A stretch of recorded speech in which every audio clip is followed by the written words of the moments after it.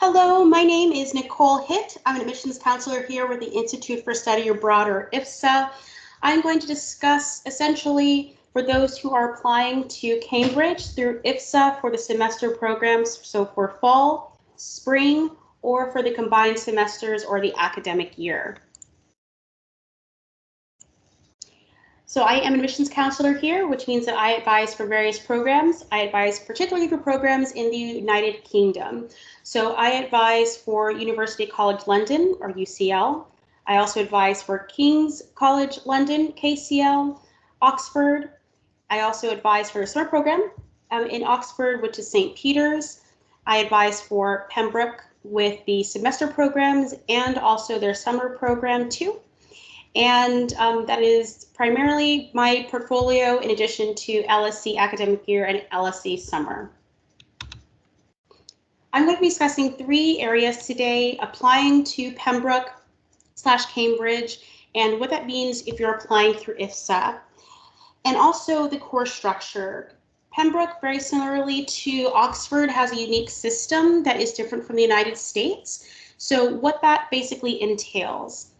I will also discuss what it looks like if you're applying post submission, what that particularly entails, and just so you have an idea of what to expect after.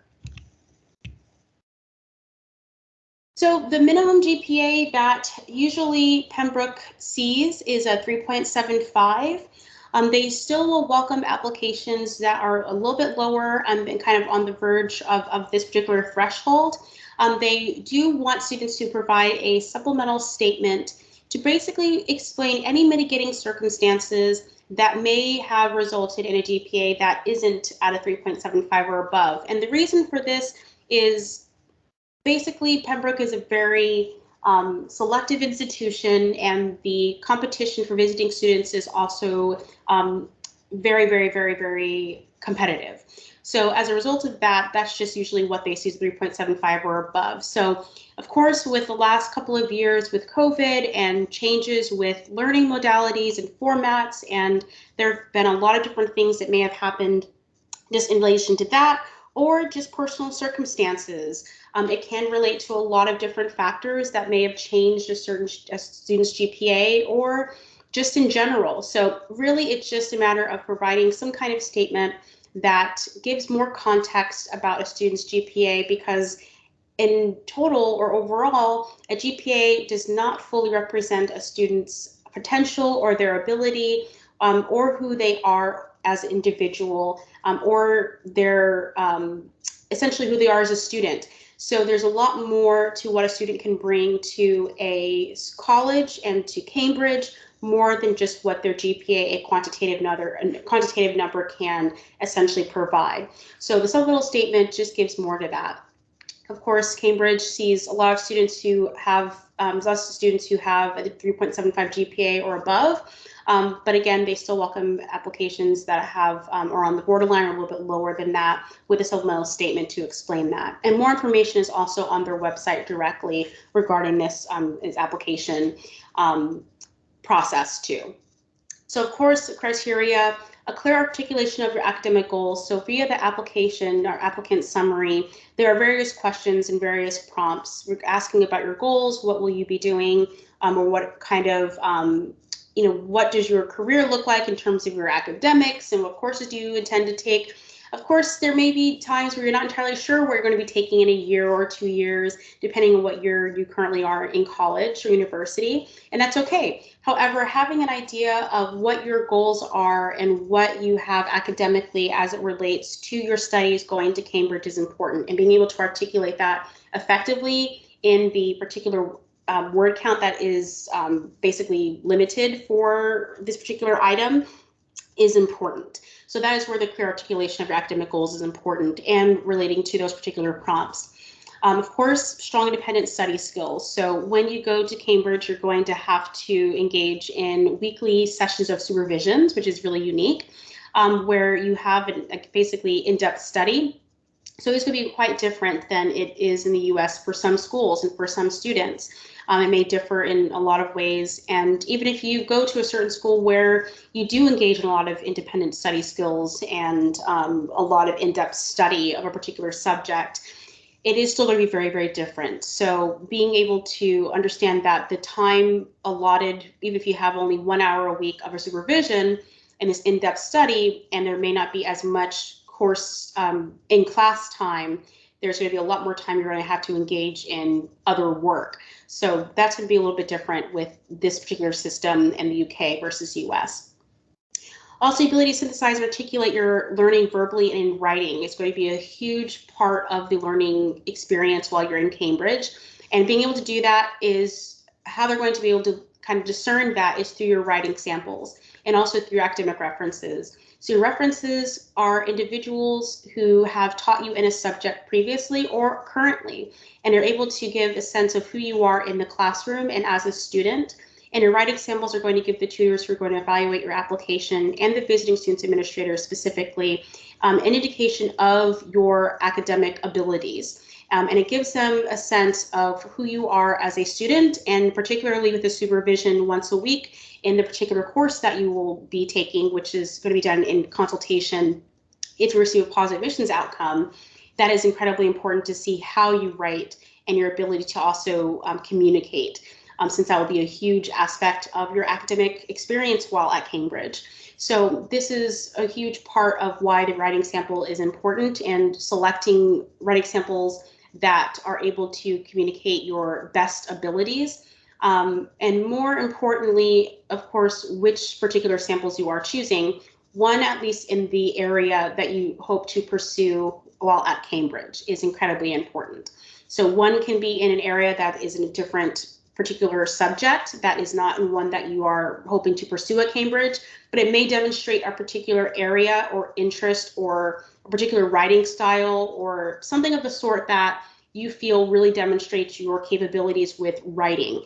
And that is something that you can add besides the writing sample that's in the area you hope to pursue while at Cambridge. Additionally, because of the influx of applications that UK institutions are seeing this year in general, it's advisable to have a backup. And because a lot of the application materials that you will already complete for your Pembroke application can be transferred over to another program, makes it very easy to have a backup with IFSA. Some popular backups are St. Andrews, UC-Dublin, and also Queen Mary. Of course, there are other programs too around the globe that aren't just in the UK. But these are some very popular ones for individuals who want basically a very similar type of environment. Though, of course, Pembroke with the supervision system, the TRIPO system, that is one in itself the most unique and is not really found anywhere else besides Oxford, which is still very, very different. So in these cases, St. Andrews, UC-Dublin, and Queen Mary are in the same kind of geographical location and similar type of style. So building a strong application, you should have sufficient background in the subject. So if you are choosing mathematics, you should have at least 4 courses in mathematics. If you are doing history of art, you should also have at least enough courses. Again, you need to be at least a sophomore by the time you start your studies at Pembroke. So you need to have at least enough courses to be able to do and be successful and have a foundation in that particular subject that you're studying, especially at an in-depth level while you're at Cambridge. Writing samples, as I mentioned before, one must be in the area of interest that you hope to pursue while at Cambridge. With your academic statement, this is going to be within the applicant's summary as a question within it. So really explaining why you want to study that particular subject at Cambridge. And it goes more in depth with different prompts, and there's obviously a very specific word limit. I believe it's 5,000 characters. Either 5,000 characters or 5,000 words. I think it's more 5,000 characters.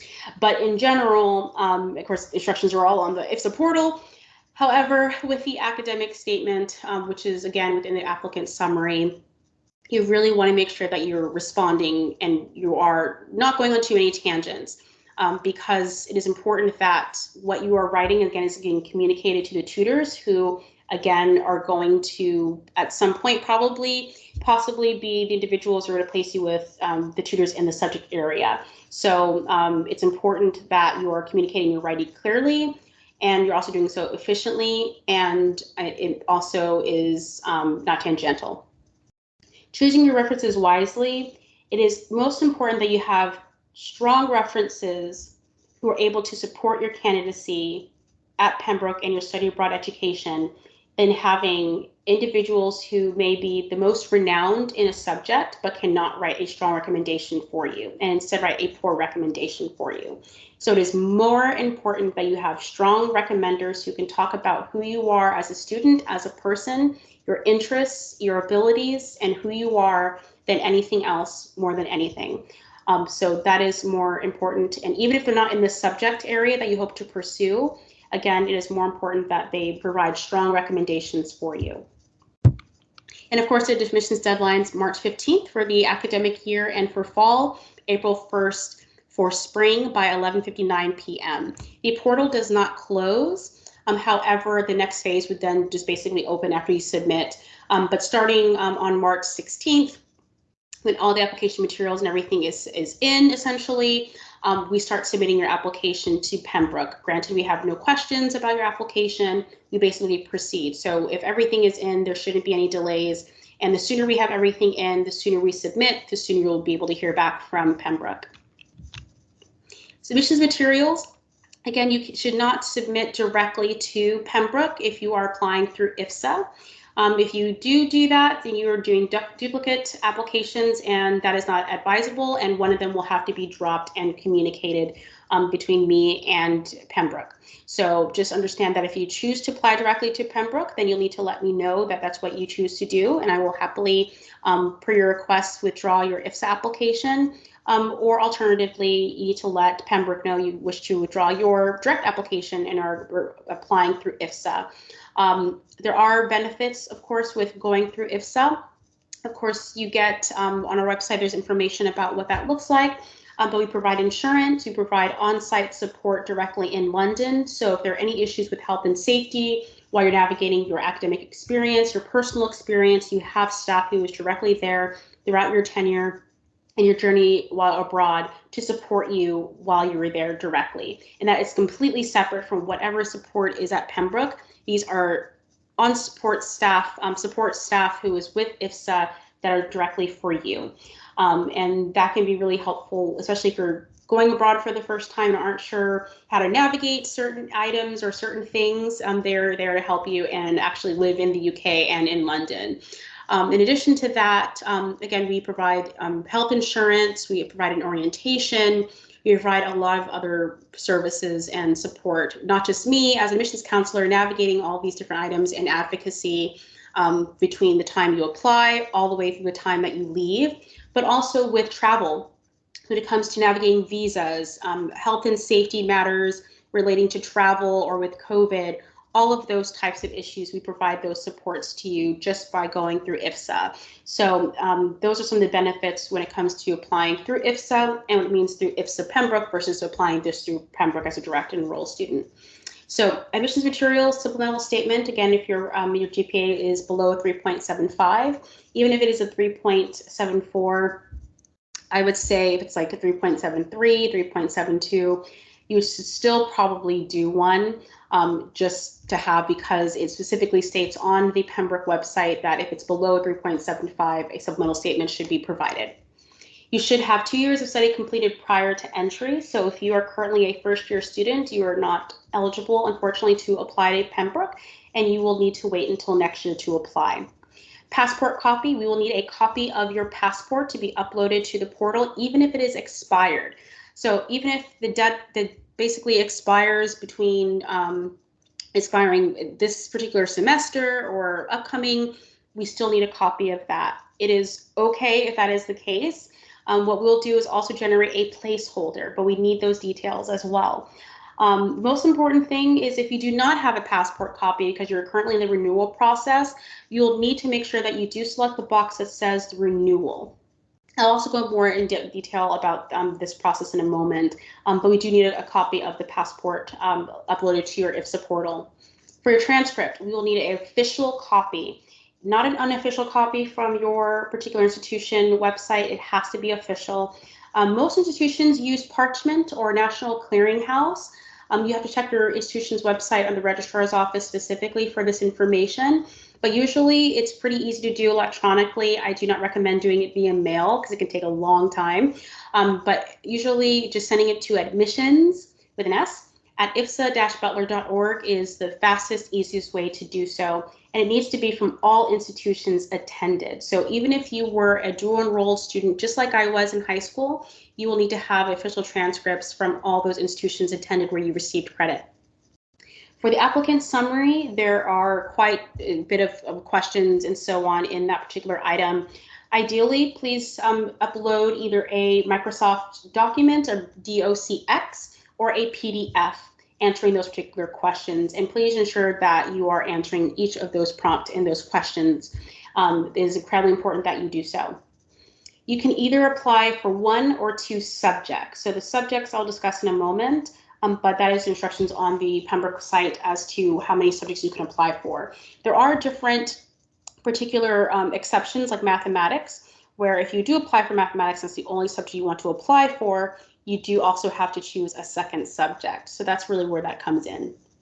A statement of purpose is completely optional. So if you choose to essentially write one, you can definitely do so, but you do not have to. It is not something that is recommended or not recommended. It is optional, completely optional. So it is up to you. If you find that in the applicant summary, there's more information you want to add and it's just not enough space or not enough to encapsulate everything you want to describe and explain, you have that space in the statement of purpose to do so.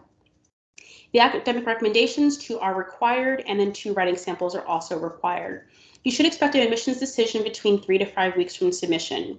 You will, and again, this is submission from the time you receive the email on, you'll receive an email as soon as your application is updated on the IFSA portal, and it'll send you an email and it'll say that your application has been submitted to Pembroke. You should receive a decision within 3 to 5 weeks. From that email, it's 3 to 5 weeks from that date. Other application materials, program approval is not needed at this time for submission. However, as soon as you receive that email that your application has been submitted, it is great to kindly follow up with your study abroad advisor just to make sure they have everything they need to complete the program approval. So that is important to just very kindly follow up with them and very patiently to do so. However, again, you have 3 to 4 weeks to do so within that time frame. So it would not be super urgent, but again, just see if there's anything that they need from you to complete that if it hasn't been done already. But it's not needed for submission, nor will it hold up your application or cause delays. If there's an accidental upload, if you accidentally uploaded a document or you say, hey, I actually need to make a change to this application item, that's totally not a problem. It's a very easy fix. You can email me or, well, even faster, you can email me and CC admissions or directly to admissions to make a change to that particular item. If you want to make changes in your portal, it's very, very easy to do so, like updating your GPA or your major or email, which needs to be updated. So we don't want it to bounce back. So if you need to make any changes, please do so there. You go to your IFSA portal, applications tab, and registration. If the GPA doesn't update immediately or doesn't show up, it's okay. We typically update on our end when we receive your official transcript. But again, you can still update and make updates on that particular registration page. If you need to change a term, you cannot do that on your IFSA portal. You will have to do that on basically emailing me, and we'll update that within 3 business days. So it's usually faster if you email me and you also CC admissions. Adding a secondary application, you should be able to add a backup application. As we mentioned earlier, there are a few particular programs like Queen Mary and St. Andrews and University College Dublin that are pretty popular backups, but there are other ones as well. However, again, it is highly recommended to do so, particularly for very selective programs and very competitive programs like Cambridge. And to do one as soon as possible, particularly as soon as you finish your application, just to have. However, you can usually do that through your IFSA portal when you go to applications and new application. You can usually do that pretty easily, but if it doesn't let you do that, just let us know. We're happy to open up a secondary application for you. Emailing admissions@ifsa-butler.org is usually the fastest and easiest way to do that. Chart is basically kind of our class database that we have created, and it's a really great kind of repository for all the courses that students have listed in the past, recently taken or expressed interest in taking on IFSA programs abroad, so Cambridge, Oxford, UCL, a lot of different programs. However, it only has a small portion of courses that are actually available for these various institutions like Pembroke. So it's important that you actually look at the courses or subjects that are available, specifically on the Pembroke site that I have linked, usually in various emails, or just going onto the Pembroke site just to see. But usually in my emails, I link to the site as to where the subjects are. But again, it's important to really check those sites first and then cross-reference. However, Chart has a really great utility that I really recommend using. If you go to your IFSA portal and you click on Chart, you'll see where it says request new course equivalency project. If there's a certain course or there's a certain class at your home institution that you need for graduation or something similar, maybe a degree requirement, you can click that and then essentially put in the details of that course for your home institution, add in your study abroad advisor's email. You can also add in, I believe, any other information related to the course and the course code at your home institution. And our team will send you an email when it's all ready of the equivalency of that course at any institution that you select, UCL, KCL, University of Melbourne, anywhere that's an IFSA program that is equivalent to that particular class. So that is a really great utilization of Chart. So I highly recommend that if there's something you particularly need in a course, that is the best place to use Chart and how to use it in the meantime. For passport renewals, if you look on your passport, you will want to make sure that it is still valid 6 months past the date that you are basically going to be abroad. So if you're going to be abroad for fall 2022 and the program ends like December 6th, you're going to want to make sure that your passport is still valid all the way to at least June, I guess June 7th. So that's really important. It has to be at least 6 months. So that will be important, particularly because if there are any delays or anything happens, you want to make sure that it is specifically valid. So to make sure this application item is essentially completed, I guess you can say this kind of the easiest way to do this. If you're in the renewal process, what you'll want to do is first input the details of your passport information, so the expiration date, the passport number, and the country of issuance, and then click that you are renewing, and then click submit. If you click that you're renewing first, it won't let you put in the details of your passport information that is expiring. And then you'll have to I'll email you and ask you for your details so we can put that information in and create a placeholder so we know exactly what so we actually know we can submit your information where the application item requests your information for your passport.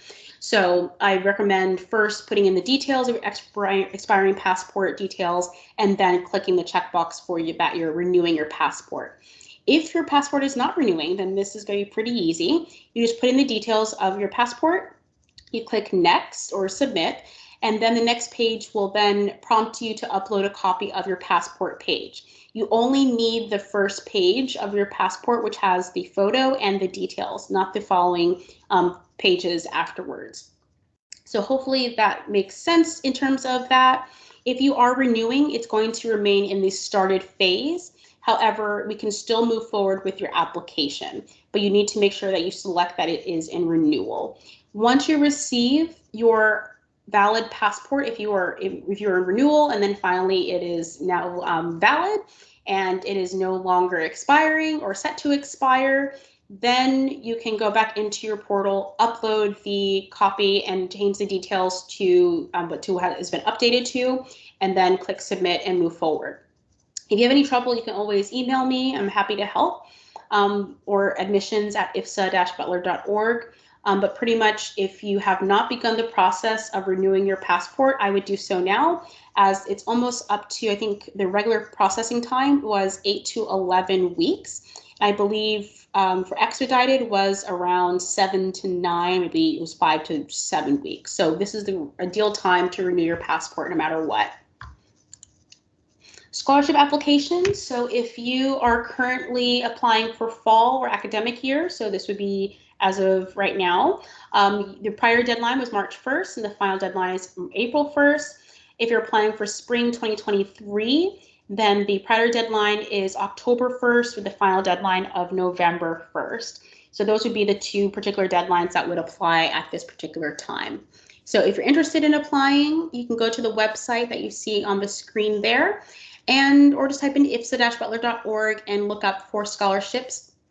Any questions that you have regarding scholarships, Laura is our contact for scholarship information. She's happy to help you, and also there should be contact information for her to even meet with her if you need to. So the course structure, the TRIPO system, there's basically like 3 parts in terms of for students to graduate. Is why TRIPOS is what it refers to. But in essence, there are lectures and seminars that are part of what students take for their courses. In addition, there is a supervision system, which is a 1-hour weekly small group or an individual session with a tutor, where it's very in-depth. It's a very in-depth study in the particular major, so history of art, Middle Eastern studies, or economics, or classics. And it's basically like weekly essays or weekly work that you have, and you receive regular feedback from the tutor. So it is incredibly intense because it is not just like a regular lecture in a larger system, but it is specifically really intensive work. And it's really exciting for a lot of students because they're able to go really, I guess, in-depth is a word I keep kind of, referring to, but you're really going in a deep dive into a subject that you're really interested in with those who are really knowledgeable and experts in this particular field. So students really find this to be exciting and different, and something that for those who are interested in grad school or in general just really want to have that experience as part of their learning and their academic journey in college, find this really, really invigorating. So for the papers, whenever you see this particular mention with Pembroke, it's referring to courses per semester. So I guess you could kind of relate it to classes, but again, this is very different than the United States in terms of like kind of the way the similar format. So you'd have 2 papers in the area of your major. So again, this would be like the subject area. So if you have classics, you would have 2 courses or classes under that particular subject. And you also have an opportunity, rather than sitting for an exam, you could do like a dissertation or like a longer kind of writing intensive study, I guess you can say, rather than a dissertation like a PhD level, but still in a very similar way. So just kind of have an idea of what this particular structure looks like, of it being much more in depth, much more intensive, much more involving students to have. There's more time, I guess you could say, on your hands rather than having like instructional hours. But that is because there also is a higher weight that may be placed on the essays and also on the exams rather than the in-class participation and so on. So there is a little bit difference in that way.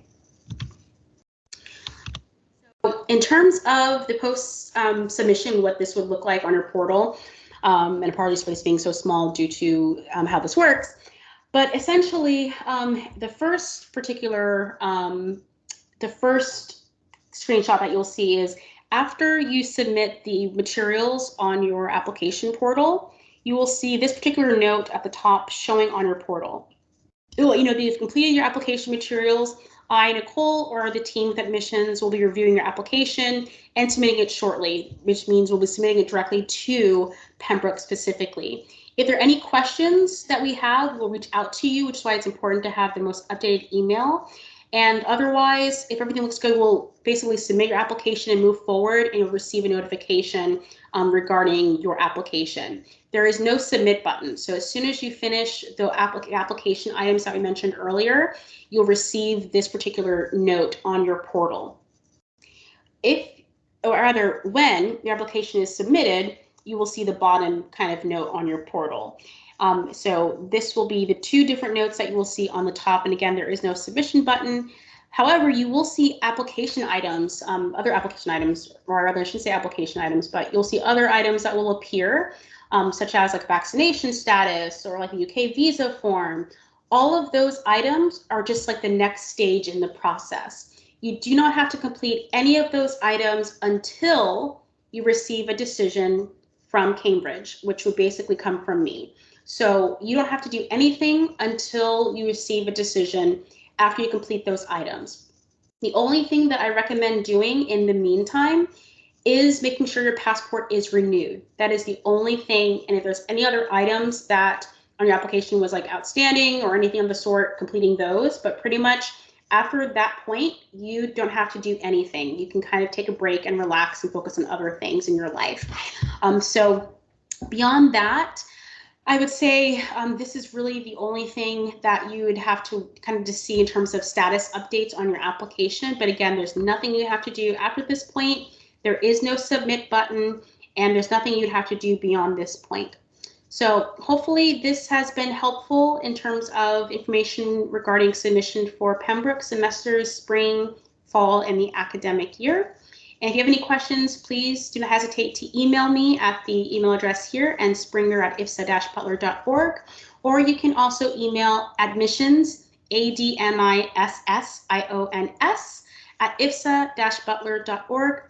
You can also give a call at 317-940-4213, which is my direct line. However, due to the high volume of calls and emails I'm receiving, it is probably a lot faster and better to email me and CC admissions@ifsa-butler.org. I hope this has been helpful, and I wish you the best of luck with your application. Please don't hesitate to give us a call or email in the meantime.